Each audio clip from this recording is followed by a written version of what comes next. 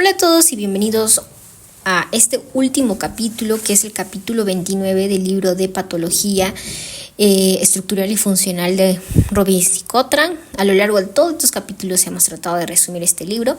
Claramente lo hemos hecho de manera resumida porque hablar de cada una de esas patologías pues nos tomaría muchísimo tiempo, ¿no?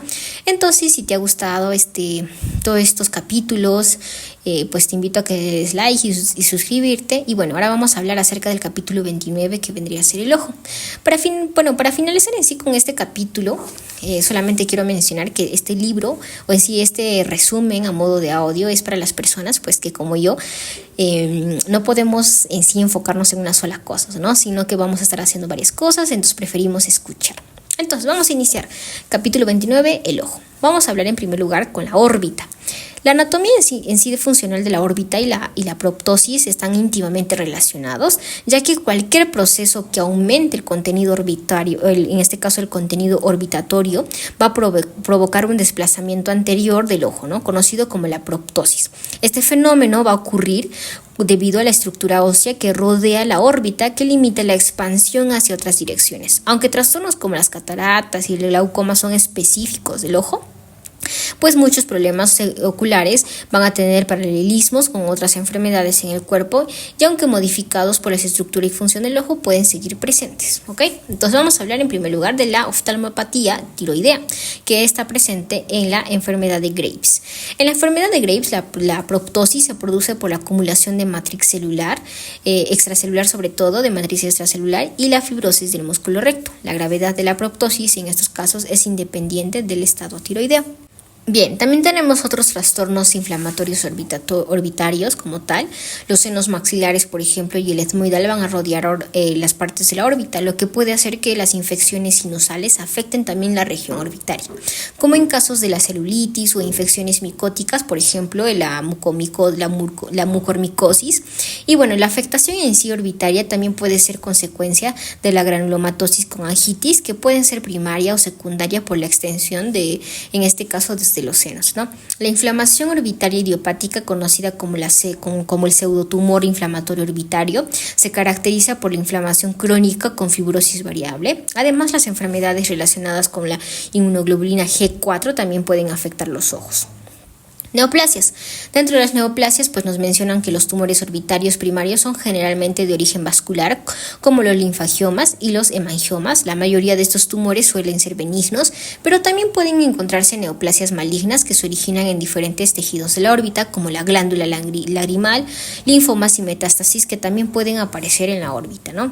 Párpados. En los párpados ya también pues la anatomía funcional de los párpados va a incluir piel en el exterior y mucosas, ¿no? Que es conocida como la conjuntiva. En este caso pues vamos a tener, en este caso pues relacionada con la conjuntiva, no la conjuntiva en sí. Estos están en este caso pues adyacente al ojo, y los párpados tienen varias funciones, ¿no? Como bien sabemos, pues cubrir y proteger el ojo, además también de producir lípidos que retrasan la evaporación de las lágrimas. Si el drenaje sebáceo se bloquea, por ejemplo debido a una blefaritis o una neoplasia, se pueden formar pues los granulomas lipídicos o las chalaciones, ¿no? Conocido como esto del chalado. Ok, otras neoplasias también pues sobre todo a nivel de o neoplasias palpebrales pueden distorsionar los párpados y afectar en este caso la capacidad para cerrarse, lo que puede causar dolor y predisponer a la ulceración corneal, ¿no?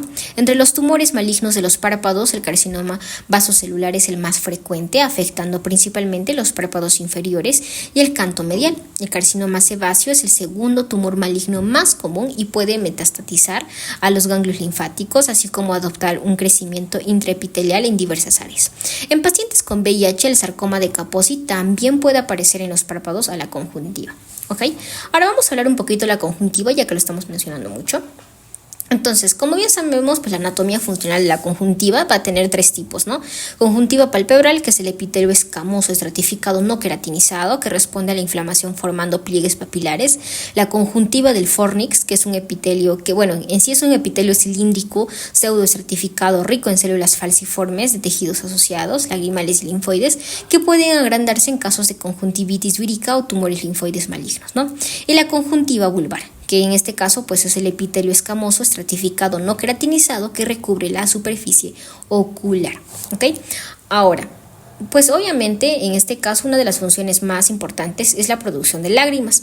El componente acuoso de las lágrimas se genera en las glándulas lagrimales accesorias en el párpado y el fórnix, ¿no? Las células calciformes van a producir mucina que ayuda a la adhesión, en este caso de las lágrimas al epitelio corneal, y la insuficiencia en la producción de las lágrimas, tanto acuosas como las de la mucina, pueden causar ojos secos, lo que puede provocar úlceras y la opacificación corneal, ¿no? Ahora, cicatrizaciones conjuntivales. Las pérdidas de células calciformes durante la cicatrización pueden resultar en un ojo seco, incluso si la producción de lágrimas acuosas es adecuada. Las cicatrices conjuntivales pueden originarse por infecciones bacterianas como la clamidia trachomatis, trastornos inmunitarios como el peritonitis cicatricial ocular, sustancias químicas o reacciones quirúrgicas excesivas. Ok, entonces ahora vamos a mencionar a otras dos lesiones que vendrían a ser la pinguecula y el pterigión, que en este caso la pinguecula es una lesión no invasiva de la córnea que puede afectar la distribución de la película lagrimal, mientras que el pterigión es un crecimiento de la mucosa conjuntival que infiltra la córnea, usualmente sin afectar la visión, pero puede requerir en este caso pues cirugía por irritación o motivos estéticos, ¿no? Bien, en cuanto a neoplasias, pues las neoplasias pueden desarrollarse en el limbo y estar relacionadas con la exposición solar. Pueden variar en este caso desde la displasia leve hasta el carcinoma in situ o maligno. Carcinomas epidermoides, por ejemplo, suelen ser de evolución lenta y se asocian con el virus del papiloma humano. El carcinoma mucoepidermoide es más agresivo, de hecho, ¿no? Ahora, también existen estos nevos conjuntivales, que son comúnmente benignos, pero pueden causar inflamación crónica en la adolescencia. Y también los melanomas conjuntivales, que ya también son lesiones unilaterales que afectan principalmente a pacientes de la piel clara y tienen una tasa de mortalidad del 25%. Bien, hablemos ahora de la córnea. Primero, pues mencionemos la anatomía funcional. La córnea, junto con la película lagrimal, es la principal superficie de la refracción del ojo. La miopía y la hipermetropía resultan en este caso pues de los desajustes de la longitud del ojo y la potencia refractiva de la córnea. La córnea es transparente debido a la falta de vasos sanguíneos y linfáticos también en su estroma, lo que también minimiza el rechazo de los trasplantes, ¿no? Ahora, la cicatrización o edema corneal afecta gravemente la visión.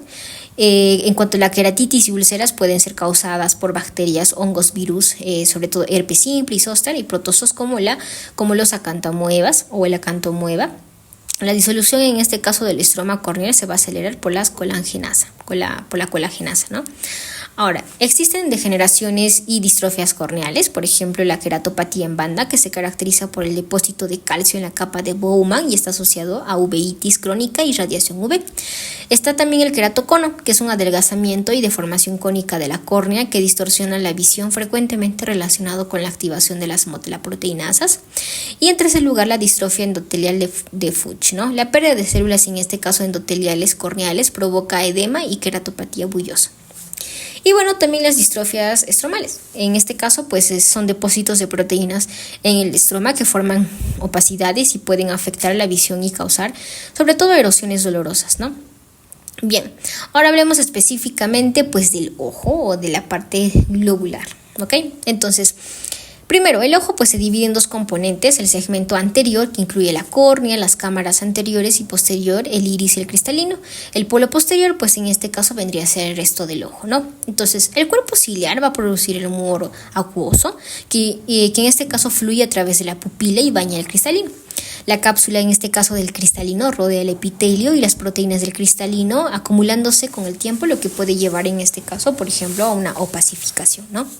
Y pues una de las principales patologías aquí son las cataratas. Las cataratas son opacidades del cristalino que pueden ser congénitas o adquiridas. Factores como enfermedades sistémicas como la diabetes, fármacos, por ejemplo los corticosteroides, radiación, traumatismos y trastornos intraoculares pueden provocar cataratas. Las cataratas relacionadas con el envejecimiento son típicamente causadas por la opacificación del núcleo de cristalino y la acumulación de los pigmentos. La licuefacción, en este caso de la corteza del cristalino, también puede causar cataratas y la fuga de líquido a través de la cápsula, que puede obstruir la mala trabecular ocasionando glaucoma. Y bueno, hablemos del glaucoma. El glaucoma va a afectar la visión y el nervio óptico, generalmente debido a la hipertensión intraocular. Hay dos tipos principales de glaucoma: el glaucoma del ángulo abierto, que es común relacionado con una resistencia aumentada al flujo del humor acuoso, y en segundo lugar el glaucoma del ángulo cerrado, que ocurre cuando el iris bloquea el flujo del humor acuoso, generalmente en ojos con una cámara anterior poco profunda.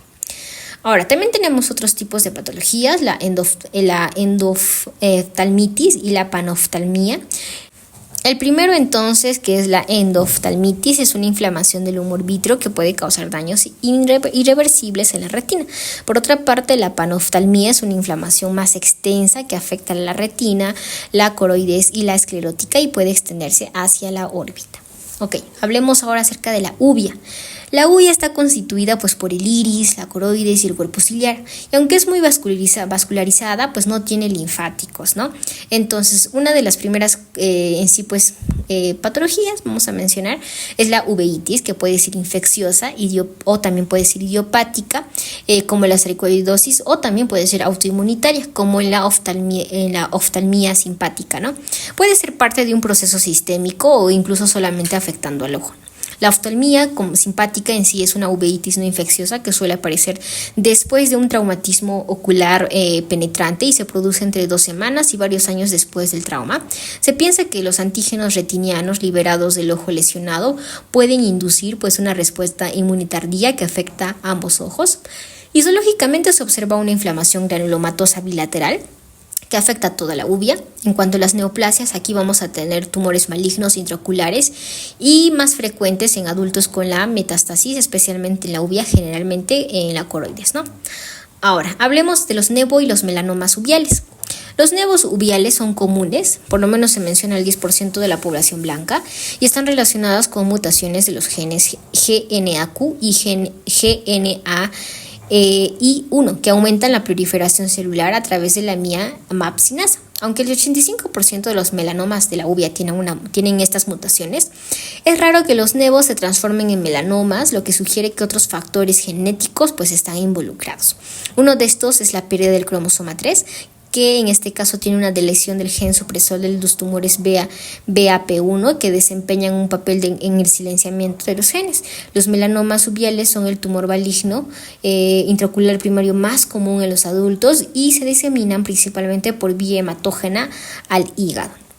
Ahora, factores pronósticos incluyen la extensión extraocular, el tamaño del tumor y la monosomía 3. El tratamiento de elección es la radioterapia, que preserva el ojo con una supervivencia del 80% a los 5 años, pero la mortalidad a los 10 años va a alcanzar al 40%.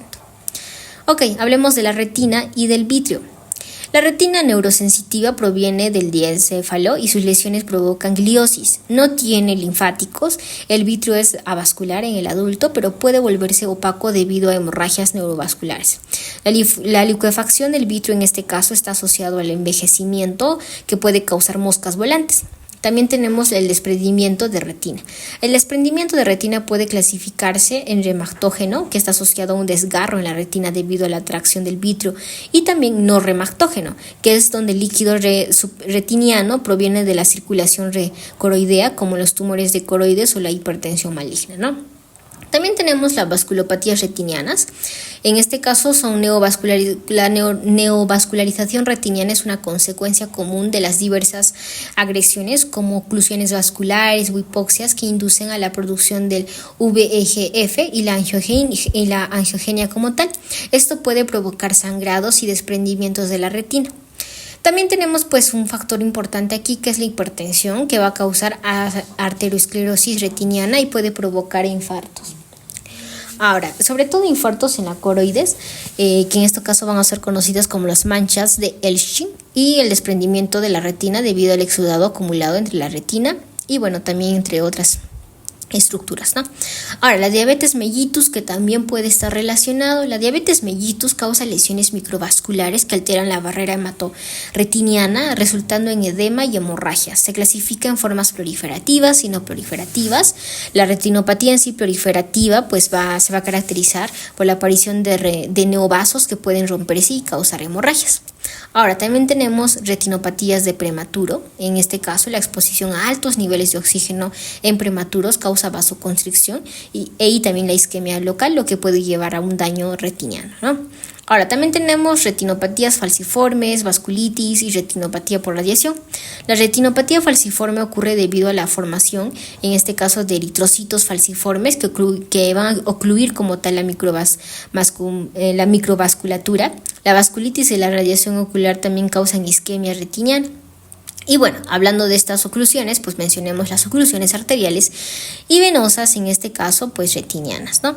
Ahora, las oclusiones arteriales pueden provocar infartos en la retina sin generar neovascularización, sobre todo una neovascularización significativa, ¿no? Mientras que las oclusiones venosas ya también van a causar isquemia y neovascularización. ¿Listo? Bien, hablemos ahora acerca de otras degeneraciones retinianas. Bueno, aquí vamos a tener, por ejemplo, la retinitis pigmentaria. La retinitis pigmentaria es un conjunto de trastornos hereditarios relativamente comunes, por lo menos va a darse de uno de cada 3.600 individuos que afectan diversos aspectos de la visión, tales como la cascada y el ciclo visual, los genes estructurales, factores de transcripción, vías catabólicas y metabolismo mitocondrial van a ser los más, en este caso, específicos, ¿no? Aunque su nombre sugiere una naturaleza inflamatoria, la retinitis pigmentaria no es principalmente inflamatoria. En lugar de eso, se pierde la función de los conos y bastones por apoptosis, lo que lleva a una atrofia retinal acompañada de una acumulación perivascular del pigmento retiniano. Esta condición pues puede presentarse de forma aislada o de forma o en sí formar parte de un síndrome más complejo, por ejemplo el síndrome de Bardet-Biedl o también el síndrome de Usher o la enfermedad de Refsum, ¿no? Ok, hablemos ahora de las neoplasias retinianas. Vamos a tener el retinoblastoma. El retinoblastoma es un tumor maligno, intraocular primario más frecuente en la infancia. Su pronóstico se ve empeorado cuando hay extensión extraocular o infiltración del nervio óptico o la coroides en sí. El 40% de los casos, pues sobre todo el retinoblastoma, va a estar asociado a una mutación en el gen RB en la línea germinal, lo que generalmente resulta en casos bilaterales. Estos casos también pueden asociarse con pineoblastomas, denominados retinoblastomas trilaterales, y tienen un pronóstico muy desfavorable. El retinoblastoma tiende a diseminarse hacia el cerebro y la médula espinal y es menos frecuente que se disemine hacia los pulmones. Estos tumores pues van a contener células indiferenciadas, que son pequeñas y redondeadas, y células diferenciadas, las cuales rodean los vasos sanguíneos y presentan zonas de necrosis y calcificación distrófica.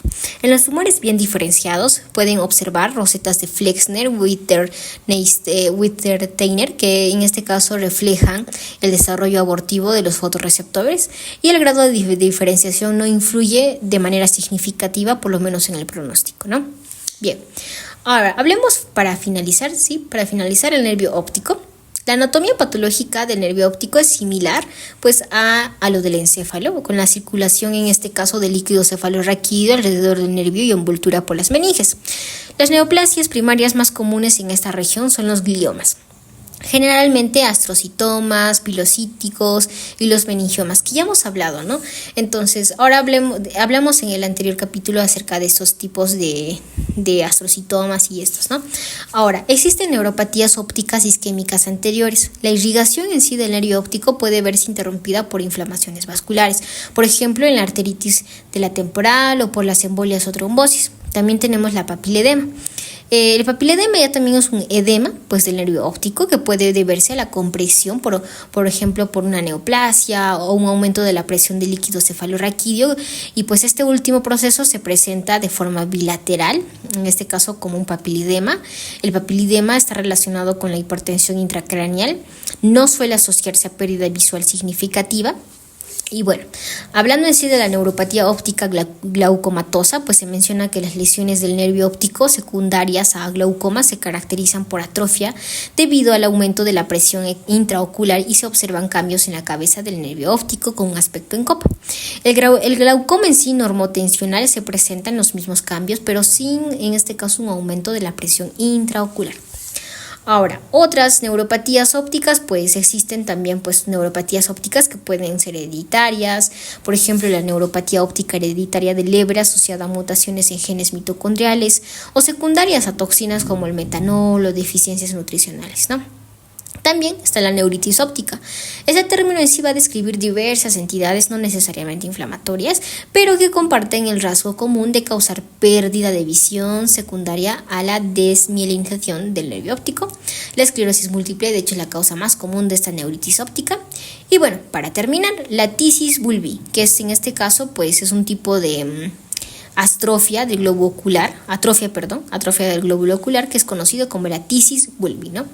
Ahora, los traumatismos, pues los traumatismos en sí, la inflamación intraocular, el desprendimiento crónico de retina y otros trastornos, pues pueden dar lugar a un ojo pequeño y atrofiado con desorganización interna, ¿no? Esto se va a conocer como la tisis bulbi. Dicho esto, terminamos con el capítulo 29, el último capítulo del libro de patología de Robin Zicotran. Si te ha gustado este capítulo, dale like y suscríbete y nos vemos en un próximo libro en donde vamos a hablar acerca más de medicina.